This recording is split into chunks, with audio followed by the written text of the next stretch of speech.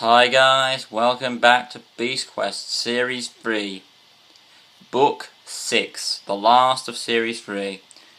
So, I'm going to give my thoughts at the end of this review, but I won't get down to the story. On the prologue, the medicine woman sees a vision of Tom fighting the Scorpion Man, and doesn't look good. Okay? So we come to see our friends, and it turns out Arctur's token hasn't activated for quite some time.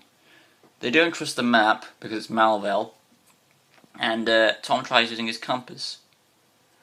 However, when they go onto their route, they encounter a body of a wounded warrior. It is Seth. Oh my god, it is Seth, yeah. Turns out he has got arrows in him, probably from the attack from the last book where the archers or the rebels shot him or something. Now, of course, Eleanor says don't heal him, he's a bad guy, but Tom has a good heart and he actually does heal him despite Eleanor's, not to do it. He uses the talon to heal him. However, Sting isn't wrong name. Seth isn't really that grateful because he wanted to die. Why? Because Malvel has a punishment for him if he fails.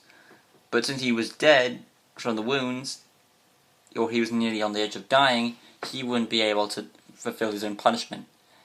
And what was his punishment? Well, if he was alive, which thanks to Tommy is, he would transform into the last of the evil beasts. That's right, Seth is Sting, the Scorpion Man. That was an unexpected twist I was not expecting to see. But then, as I soon saw Seth, and he was wounded, I was having this mind in my head, could he be? Nah, it couldn't be. But then when I saw him saying that he wanted to die, to the amount of punishment, I knew exactly where this was going. Yeah, Seth is the Scorpion Man. So Seth transforms now, and Malvel blocks them from trying to help him as the transformation occurs. And then he tells Seth to go and guard Arctur, because that's her job now. He has a purple jewel embedded on his tail, which you can see here. And he goes off to the Western City, which is where Malvel's castle is. Because a while back I said that the rebels or something there was this other castle that I thought was Malvel's castle, but I was wrong. This is actually Malvel's castle in the Western City.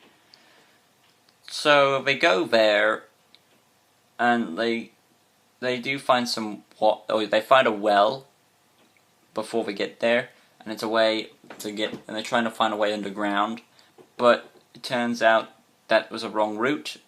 So they find that Curlo, the gatekeeper, he's back again, and he says that some advice. They're right near the gates of the castle eventually, and they find that the gatekeeper, he's really once was a good wizard who was put under a service by Malvel as the gatekeeper because he was too weak to find him. So, but he's really on the side of good, and he helps them to the Western City. There's 3 routes they need to take, but Tom uses his compass to find the right route. It leads them into the catacombs. Wait, I'm missing something. Alright.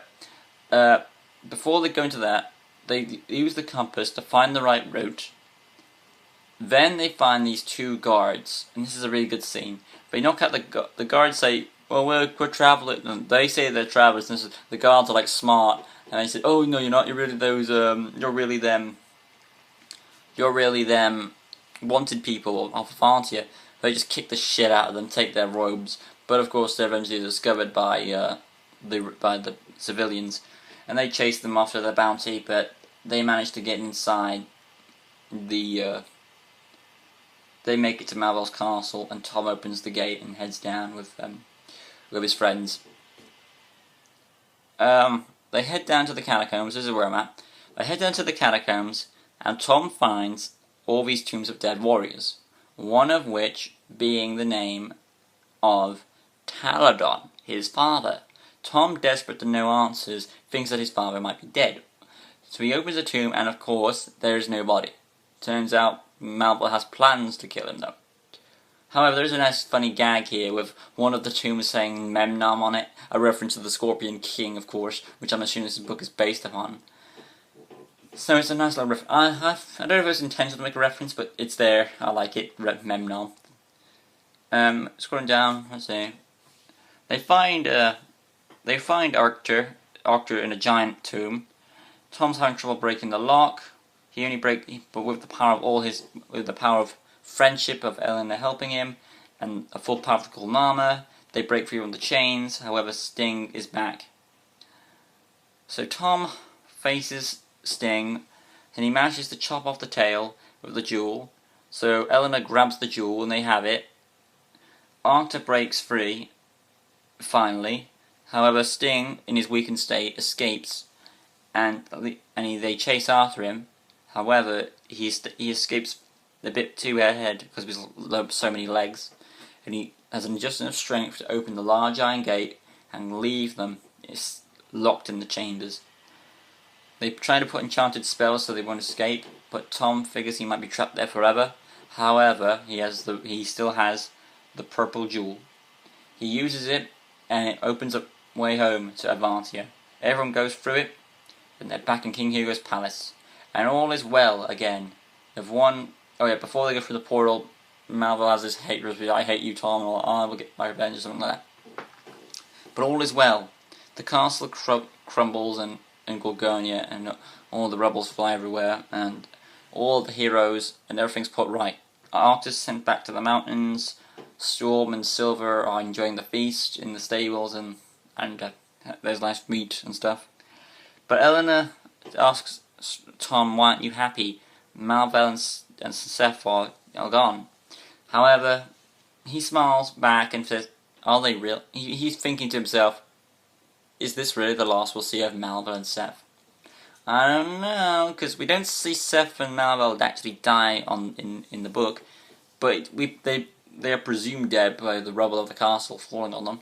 But I don't think it'll take that to kill them, so who knows? Might we see him again? But that is the end of Book 6, and of course the end of the Series 3. So, in all, this book entirely, would I call it better? If it wasn't for, like I said in the last review, a book needs to be new to get my interests employed. I'm gonna say, for what they did on this book, I want to say it's the best book ever. But I'm gonna put it, I'm gonna put it equal terms.